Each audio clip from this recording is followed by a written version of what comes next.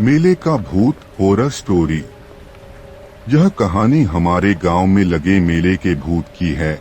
यह बात उस समय की है जब हमारे गांव में एक मेला लगा था। वहां पर एक भूत बंगले में मेरा एक असली भूत से सामना हो जाता है। यह बात उस समय की है जब हमारे गांव में एक मेला लगा था। मेरा गांव पहाड़ों के बीच में बसा हुआ था, तो बहुत ही कम ऐसे मौके होते थे कि हमारे गांव में इस तरह के कोई उत्सव हो। मेरा नाम सोमनाथ है, मेरी उम्र 32 साल है और जिस समय की यह कहानी है उस समय में मैं केवल 12 साल का था। मैं एक ऐसे गांव में रहता था जहां पर खूब सारे पहाड़ थे। हमारा गांव बहुत ही सुंदर था। उस गांव में एक बार एक मेला लगा था और मेले में आसपास के सभी गांव के लोग जा रहे थे और कुछ लोग उस मेले में लगी दुकानों की तारीफ कर रहे थे। हमारे गांव के भी कई लोग उस मेले में हो आए थे और उनमें से एक मेरे पास ही के एक काका थे।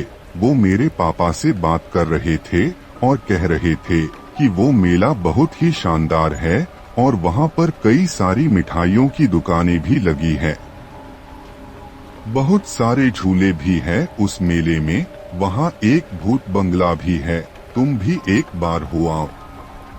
मेरे पापा तो नहीं जा रहे थे, पर मैंने जिद की तो उन्होंने मुझसे कहा कि ठीक है, हम चलते हैं। मैं उनकी यह बात सुनकर काफी खुश था। मेले का भूत जैसी डरावनी भूतों और चुड़ैलों की सच्ची भूतिया कहानियां हमारी वेबसाइट पर हर हफ्ते पढ़े। अगले दिन शाम होने से थोड़े समय पहले मैं अपने पापा के साथ उस मेले के लिए रवाना हो गया। जब मैं उस मेले में पहुंचा तो मैंने देखा कि वहां बहुत सारे लोग थे। कुछ को तो मैं जानता भी था, बहुत सारे तो मेरे दोस्त थे और बहुत से तो मेरे ही गांव के थे। मेरे सारे दोस्त भी अपने परिवार के साथ उस मेले में आए हुए थे। मेरे पापा के साथ मैंने खूब मस्ती की थी उस जगह। मैंने बहुत सी मिठाइयाँ खाई और बहुत से झूलों पर मैं बैठा था। उस मेले में घूमते घूमते शाम हो गई थी, पर अभी भी हल्की हल्की रोशनी थी। मैंने थोड़ी सी दूरी पर बने उस भूत बंगले को देखा जिसके बारे में पिछले दिन काका बता रहे थे। मैं अपने पापा से जिद करने लगा कि पापा मुझे भी इस भूत बंगले के अंदर जाना है। वैसे तो मेरे पापा ने मना कर दिया, पर उस भूत बंगले को चलाने वाले ने कहा कि साहब यह इतना डरावना नहीं है कि इसमें छोटे बच्चे नहीं जा सकते। यह छोटे बच्चों के लिए बनाया गया है। आप चाहे तो अपने बेटे के साथ इसके अंदर जा सकते हैं। मेरे पापा ने भी सोचा कि चलो ठीक है और उन्होंने 2 टिकट खरीदे और वो उस भूत बंगले के अंदर मेरे साथ चले गए। वह भूत बंगला इतना डरावना नहीं था जितना कि होना चाहिए था। वह भूत बंगला मेरे पापा के लिए इतना डरावना नहीं था, पर मेरे जैसे एक बच्चे के लिए वो काफी डरावना था। मैं जब अंदर गया था तो मैंने देखा कि वहाँ बहुत सारे ऐसे सामान रखे थे जिन्हें देखकर बच्चे काफी डरते हैं, जैसे कि कंकाल, खून से भरा हुआ फव्वारा, मकड़ी के जाले, डरवाने जानवर आदि। मुझे सबसे ज्यादा डर तो उस भूत बंगले में से जो आवाज आ रही थी उससे लग रहा था। वो आवाज काफी भयानक थी और वो आवाज मुझे आज भी याद है। मैं बस आपको बता नहीं सकता कि वो आवाज कैसी थी। थोड़ी देर बाद हम उस भूत बंगले के आखिरी छोर पर आ चुके थे।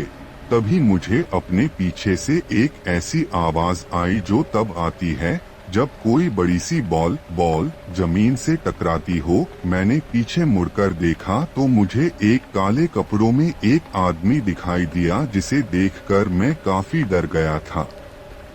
वो जो कोई भी था उसका पूरा शरीर काला और अजीब से कपड़ों से ढका था।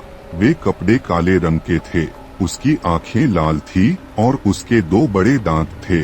वो मुझे देखकर हंस रहा था। उसकी हंसी बड़ी ही भयानक थी और उसके मुंह से उसके भयानक दांत दिखाई दे रहे थे। उसके हाथों में वो बॉल थी और वो उसे अपने दोनों हाथों से पकड़े हुए था। उसके हाथों के नाखून काफी बड़े और पैने थे। मेले का भूत जैसी डरावनी भूतों और चुड़ैलों की सच्ची भूतिया कहानियां हमारी वेबसाइट पर हर हफ्ते पढ़े। वो मुझे अपनी ओर बुला रहा था। यह देखकर मैं इतना डर गया कि मैंने अपना हाथ अपने पापा के हाथों में कसकर पकड़ लिया। जब हम बाहर निकले तो मेरे पापा ने कहा कि देखो, डरो मत, ये केवल हमें डराने के लिए बनाया गया है, यह सच नहीं है। मैंने अपने पापा से कहा कि हाँ पापा, पर वो काले कपड़ों वाला तो काफी डरावना था।